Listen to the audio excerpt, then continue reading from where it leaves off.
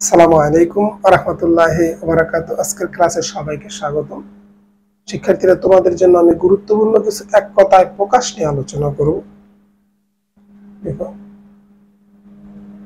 যে মেঘে প্রচুর বৃষ্টিপাত হয় এক কথায় বলা হয় সংবর্ত।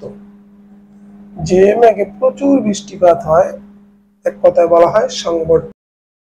যে মেঘে প্রচুর বৃষ্টিপাত হয় এক কথায় বলা হয় সংবর্ত।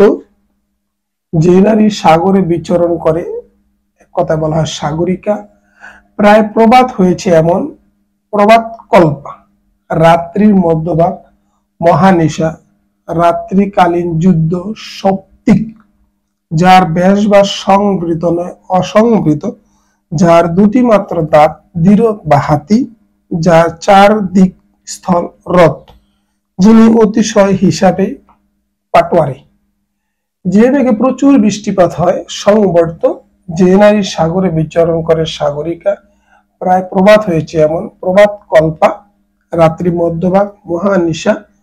রাত্রিকালীন যুদ্ধ সৌপ্তিক। যার ব্যাস বা সংবৃত নয় অসংবৃত।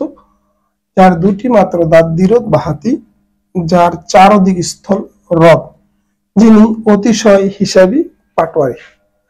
আমাদের সুস্বাস্থ্য এবং শিক্ষা জীবন উত্তরোত্তর সমৃদ্ধি কামনা করি।